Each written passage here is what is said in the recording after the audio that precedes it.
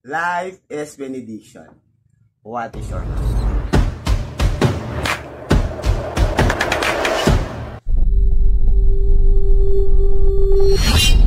matutong lumuhod ng may kababaang loob at ikaw ay magiging kalugod-lugod. It's all about sa mga taong makasalanan, hinusgahan, at saka sa mga taong mahilig humusga, sa mga taong judgmental. Kung ikaw yung ginudge, para sa'yo to. Kung ikaw yung nag-judge, para rin sa'yo to. Alright. Siyempre, naka-swear pa rin tayo doon sa ating gospel. So, dapat kasama natin si God. Ang sabi doon sa gospel natin ngayon is, inanyayahan sa Jesus ng isang pariseo, which is kilala natin si Simon yun, sa kanilang bahay. So, habang nandoon sila sa bahay ni Simon kumakain, is dumating yung isang babaeng makasalanan. And, yung babaeng yun ay patiluhod. Na lumapit kay Jesus at pinuntahan yung kanyang paa. Binasa ng luha. Di ba? Tapos, pinunasan ng buhok. And, nilagyan ng pabango. Alam niyo yung istorya niya, for sure. Ano yung connection nun dun sa ating happy thoughts? Di ba matutong lumuhod at ikaw ay magiging kalugod-lugod? Tayo, ikaw, marami din tayong kasalanan. Lalo dun sa mga tao-tawag nating latak ng lipunan. Sabihin natin na ikaw si Magdalena. Anong ginawa ni Magdalena? Walang salita. Umiyak, hinugasan ng paa ni Jesus, lumuhod, lumuha, pinunasan ng buhok, nilagyan ng pabango para siya ay mapatawad. Maria Magdalena is isa sa santa. Ang pinapahayag sa atin at tinuturo sa atin ngayon, basta mayroon kang kababaan ng loob at ikaw ay lumuhod, mapapatawad ka, makapagbabago ka. Si Jesus na ang bahala sa iyo. Si Simon naman, yung pariseo, anong ginawa ni pariseo? Hinusgahan si Magdalena, ang babaeng makasalanan. Ano sabi sa isip ni Simon? Hindi niya ba alam na yung babaeng yan ay makasalanan? Basta ni Jesus yun. Kaya kayo mga judgmental dyan, kahit hindi kayo magsalita sa utak nyo, iwasan natin to. Hindi natin maiwasan to. But, dapat nandoon kagad yung i-ekis agad natin, tao lang tayo, nagkakaroon tayo ng talagang ganyan. Ang akin is, huwag tayo magpadala sa mga judgment natin na wala namang basyan or hindi natin alam kung saan nanggagaling yung tao. Bakit siya naging masama sa pananaw mo, sa paningin mo. Bakit niya nagawa isang bagay sa pananaw mo ay mali. Kung ikaw yon, ikaw si Simon ang pariseo, judgmental. Diba? Anong ginabi ni Jesus? May dalawang lalaki na pinautan ng 50,000 at ng 5,000. Nung oras na bayaran, hindi nakabayad yung dalawa, nakiusap, pero pinatawad pareho nung taong nagpautang. Ang tanong ni Jesus, para sa'yo, Simon, sino ang mas matutuwa sa dalawa? Sabi niya, siyempre yung mas maraming utang na pinatawad. Tapos sinabi niya, biglang sampal, nung ako ay pumasok dito ni tubig, hindi mo ko binigyan para hugasan ng paa ko. Samantalang itong babaeng ito, ginamit na kanyang luha, tinuyo ng kanyang buhok at nilagyan pa ng pabango. Yung appreciation ni God ay nandoon sa babaeng makasalanan. Masyado naman yan, Happy Thoughts. Yes, kailangan ko siya ikwento kasi para dito, ito talaga yung topic natin. Doon muna tayo sa mga taong makasalanan at hinusgahan. Ha? Ang mga taong makasalanan, may kahinaan or sakit, lack of knowledge, or sa pagkakilala sa kanya. Kung ikaw yung makasalanan, doon na tayo mag-focus. Ang masasabi ko sa iyo, huwag kang matatakot na lumapit sa Diyos. Huwag kang matatakot na ipakita galing sa loob mo na gusto mong magbago. Yun yung pagluhod. Yun yung kababaan ng loob. Uluhod. Kasi ayaw niya na napupulaan siya.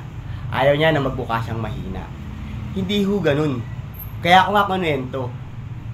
Kahit hindi ka magsalita, basta galing dito sa loob ang pagbabago mo, at tanggap mo ang kahinaan mo, that's the only time na matutulungan ka ng Diyos.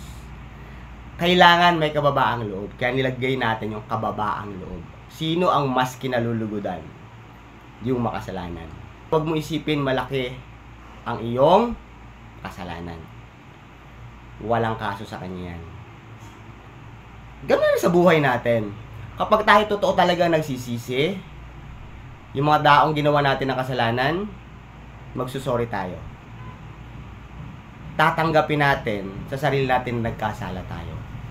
Magkakaroon tayo ng kababaang loob na lumapit sa kanya, humingi ng tawad, at gagawa ka ng paraan para makabawi. Yes, ginawa ko na yan. Sabi mo, sabi nung iba. Pero bakit hindi? Tol, ikaw ba naman yung masakit na loob, magalit paglapit ko sa'yo? Agad-agad? Hindi ganon. May proseso. Kung paano na build yung image mo sa pagiging makasalanan, mas doble mo sa pag-build para masabi nila at makita nila ang kabutihan sa sarili mo. Hindi po yan ganun kadali, kaya kailangan ng kababaang loob. Mahirap kapag hindi galing sa loob ang pagbabago. Totoo yan. Kasi pag hindi galing sa loob, ayaw mo ipapakita ang kahinaan mo. Ingat na ingat ka dun sa pride mo. Ayaw mo magmukha kang duwag, ayaw mo magmukha kang mahina, ayaw mong maghusgahan. Pero gusto mong magbago. Tol, sa pagluhod, imagine mo yung pagluhod. Kahit sa aspeto ng buhay, the logic. Nadapa ka. Di ba? Bago ka makatayo, saan ka dadaan? Imagine mo, gagawin ko pa ba? Tol, luluhod ka muna bago ka tuloy makatayo. Kasalanan ka. Gusto mo magbago. Lumuhod ka. Tanggapin mo na ikaw ay nagkasala. Ibaba ang kalooban. Huwag puro pride. Hayaan ang iba kung husgahan ka. Huwag mo isipin yung iba. Ang isipin mo, ikaw at yung future na nagbagong ikaw. Doon naman sa mga taong hindi makasalanan, kunwari. Wala kasalanan, sige. Namumroblema ka rin. Tama? Dumadating din yung down part mo. Pero, pilit mo tinatago. Di ba? Problemado ka na, lakas-lakasan pa. Nasasaktan ka na, tawa-tawanan pa. Kasi ayaw mo rin ipakita. Same logic. Pride, ayaw makita kahinaan. Tama hindi. Ganyan din kasi ako. Kaya ako nasabi. But I realize, mas hindi po siya nakakatulong. Yung pagsuot ng maskara. Na nakangiti, pero sa loob, iyak ka na. Hindi ka magiging masaya. Tayo, ganyan tayo mga Pilipino, problemado na. Lakas-lakasan pa. Tinakamusta ka, okay lang ako. Pero sa loob, hindi. Minsan, kailangan natin maglabas, ipahayag. Kababaan ng loob dun po yun. Yung totoo mong nararamdaman, ipahayag mo. Hindi naman sinasabing manghingi ka ng awa. Ang sayo lang is mailabas mo yon. Kasi yun yung secret ingredient para mais yung mga nararamdaman natin na sakit sa loob. Kailan natin ilabas. So, nga lang, pili ka ng paglalabasan. Baka pare sa iyo mapaglabasan mo. Madjudge ka, no? Okay? So, kailangan natin i-release. Yung mga taong pinagtitiwala natin, kaibigan natin, huwag natin itago. Yung mga tunay nating katayuan. Kasi yung mga yan ang pwedeng tumulong sa'yo. Imagine mo, kailangan mo na pala talaga ng tulong. Dahil sa kataasan ng loob mo, sa pride mo, hindi ka nagsalita. Kahit gaano pa kalapit at kamahal ka ng mga kaibigan at pamilya mo, paano kita tutulungan? Hindi ka nagsasalita. Hindi ako Diyos para maramdaman ang nararamdaman mo. So you have to express. You got my point, man? That's the right thing to do. Kaya pag may problema ka, lapit ka sa kaibigan mo, manghihingi ka pero huwag sa akin. Joke lang. Okay, kidding aside. Huwag tayo magiging mapagbalat kayo. Yung maskara ng masaya, pero sa loob malungkot ka. Okay? Ilabas ang totoong ikaw. I-admit ang iyong kahinaan. Kasi pag inadmit mo na po yung iyong kahinaan, that's the only time na makakatayo ka. Again, sabi ko kanina, bago ka makatayo, dadaan ka sa pagluhod. Yun yung pag-admit, kababaang loob. Ang kababaang loob ay kabaliktaran ng pride. Ang pride, pumapatay ng kasiyahan. Ang kababaang loob, nag-aangat papunta sa kasiyahan. It's okay to cry. Kung talagang umiiyak ang iyong kalooban, ilabas mo lang. Paalala lang, huwag sa mga pareseyo. Meron pa. O, Pariseo. Speaking of Pariseo, mga Pariseo naman tayo. Kunwari, tayo yung Pariseo. Sabi ng Pariseo, makasalanan yan. Ba? Lalo na yung mga naiinggit, Pariseo yun. Mapanira. Yung mga hinahata ka pababa. Balikan natin yung istorya ni Jesus. Kunwari, ikaw yung may-ari, ikaw yung nagpautang. Ba? Alam nyo ba, ang mga kasalanan, pag pinatawad mo sila, o hindi mo sila i-judge, tinrato mo pa rin sila ng may dignidad. Ipinaramdam mo sa kanila na tao pa rin sila, sa kabila ng sila ay ganun ang pananaw ng karamihan. Mas tatanaw siya ng mas malaking utang na loob sa'yo kaysa sa yung taong wala naman kasalanan. Ano yung point ko? Ang taong walang wala, kapag kaya inabutan mo na kahit maliit na tulong para sa'yo, habang buhay niya hindi makakalimutan.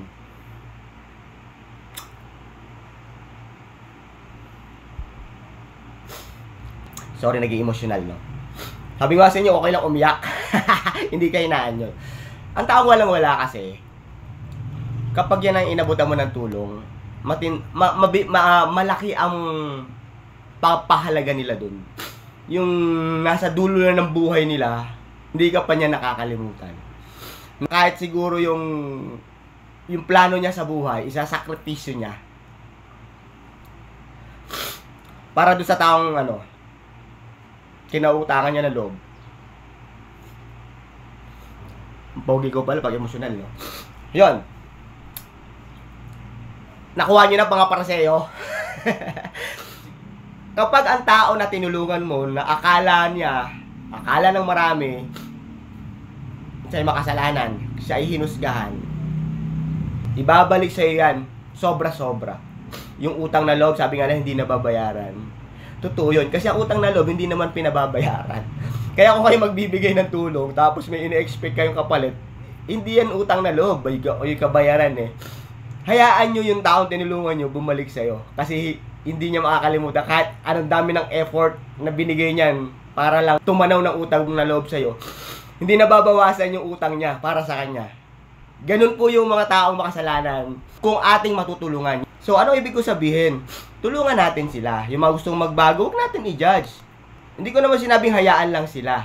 Pag sinabing tulungan, aabutin mo siya. Ako may magandang pattern para mag-abot sa kanila. Kasi, experience ko rin ito dun sa CICL. Bakit yung iba, hirap na hirap akayin yung mga bata para dun sa turo ng Diyos? Ilang na ilang. Hindi lang yung mga bata, kayo rin mismo. Ako, dati. Ilang na ilang ako makakita na nag-pray. Ilang na ilang ako na lumapit sa kanila kasi feeling ko, i-judge lang nila ako. Alam mo yon yung approach parang masyadong, halika, di ba? Halika, pagbago ka na, ganito ka. Yes, tinutulungan natin sila, pero hindi natin namamalayan yung mga tao yun habang binibitawan natin ng ganun. Mas lalo natin pinararamdam sa kanya, nagaganito lang sila. Nakaawa-awa sila. Again, mas kinaawaan, kinalabagan ng Diyos yung babaeng makasalanan na may kababaang loob. Marami dyan magre-react. Marami na akong ilalagay niyan. Wala din. Yes, totoo yan. Experience ko rin po. But, hindi po lahat ng pagkakataon ganun ang tinutulungan. Yes, kailangan natin maglagay ng boundary. Kasi sabi nga, gustong magbago, lumuhod ng may kababaang loob. Kababaang loob. So, hanapin nyo po yung may kababaang loob. Siyempre, bago ka makarating doon, huwag mo muna silang ihusga kasi hindi nyo po makikita yun. Hanggat hindi mo sila nakakausap, hindi kayo nagkakaroon ng approach, hindi mo nalalaman. Ganun din sa mga nagja-judge. Huwag tayo mag-judge nang hindi natin nalalaman ang pinanggagalingan nila. Kasi lahat ng bagay ay nangyayari ng may dahilan. Alamin muna natin bago tayo mag-judge. Sabi nga doon sa training na inatendan ko, don't judge by conclusion. Maghumusga ka doon sa katotohanan, sa actual mong nakita. Paano mo siya makikita? Kailangan mo makuha muna or makausap yung tao. Ito yung guidelines ko. Kapag lapit sa kanila, ang tanong is, bakit? Alam kasi nila yung kalagayan nila, kaya naiilang sila eh. Diba? Ako, speaking of more in doon sa mga batang nandun sa loob. Bakit ka nandito? sasagot yun eh. O, di ba? Tapos, hayaan mo siyang ilabas niya yung sa kanya. Doon po nag-i-start, malalaman mo ba siya nandun. Intindihan mo. One time, may example ako. May isa akong bata na nilipat na doon sa Boys Town. And then, nagulat ako pagbalik ko doon, andun siya. Tumakas pala. Right? So, hindi ko siya binlame. Ang tanong ko, bakit? Bakit? Tapos nagkwento siya. Then, nung nagkwento siya, ang istorya pala, nagkaroon ng senaryo doon. Kwento ko lang po, nagkaroon ng isang pangyayari doon na parang yung grupo nagplano ng pagtakas, mayroong parang nagsumbong. So, ano nangyari doon sa nagsumbong? Tinira. So, kaya nung nagplano na ulit ng pagtakas, in-execute na, kinailangan niyang sumama. Kasi kung hindi siya sumama, titirahin din siya. So, naintindihan ko siya. So, buhay niya yun kailangan niya iligtas. Ang maganda doon, tumakas siya, tapos dumiretso siya dito sa CICL sa Bilangonan. Di ba? So, makikita nyo, kung titignan mo tumakas lang. Pero kung hindi mo siya tinanong, hindi mo siya maintindihan. Doon mo mabibigay yung proper advice. Yung tamang pagtulong. Diba? Now, sa pagtulong mga kapatid, kailangan din natin ng kababaang loob. Kailangan din nating lumuhod. Ito na lang, logic ng pag-akay, madalas ko itong binabanggit sa mga kaibigan ko. Ang logic ng pag-akay is ganito. Nanay ka, magulang ka, o hindi ka na lang magulang, kunwari, isipin na lang natin yung mga bata, yung mga bago pa lang natututong maglakad, tinuturuan natin. Ang bata bago maglakad, saan ang gagaling? Lulod-lod mo na yan, tapos kayang tatayo. Tayo naman umaakay, syempre maliliit yan. Kailangan natin lumod para tumapat sa kanya. That's the logic ng pag-akay. Pumunta ka sa lugar niya. Then saka mo siya ayain. Hindi yan matatakot. Imagine mo nasa malayo, halika, dito dapat mong gawin. Nakuha niyo po yung point ko? Hindi yan lalapit. Takot yan eh. Ikaw ang lumapit, kausapin mo siya, andito ako, ito kamay ko, kaya mo tumawid tol, samahan kita. Effective yan. Kasi lahat ng bata nakalakad sa ganyang pamamaraan. Huwag tayong judgmental mga kapatid. Bakit? Ang bawat makasalanan ay hindi mo na dapat husgahan. Kasi ang kasalanan ay may bunga itself. Hayaan mo na ang Diyos ang magbigay sa kanya ng bunga ng sarili niyang kasalanan. In our part, huwag na natin bigyan ng bunga ng para sa atin. Bigyan natin sila ng pagkakataon na isaayos yung mga bunga. Ang Diyos nga, si Magdalena, hindi nagsalita. Umiyak lang. Pero hinayaan lang siya ng Diyos doon sa paa niya. Huwag natin, alis dyan. Huwag ganun. Hayaan lang natin siya. Okay? Paramdam natin sa kanila na may dignidad pa rin sila. Na pwede pa silang magbago at umayos. Kaya tayo, huwag tayong judgmental mga kapatid. Okay? Ang taong pinatawad ng mas malaki, kung tumanaw, ay doble-doble. Tandaan nyo po yan. Diyan ako naiyak. Niwala ka sa akin. May mga taong handang mamatay dyan. Magkaroon ng kababaang loob. At ikaw ay magiging kalugod-lugod. Sorry sa emosyon.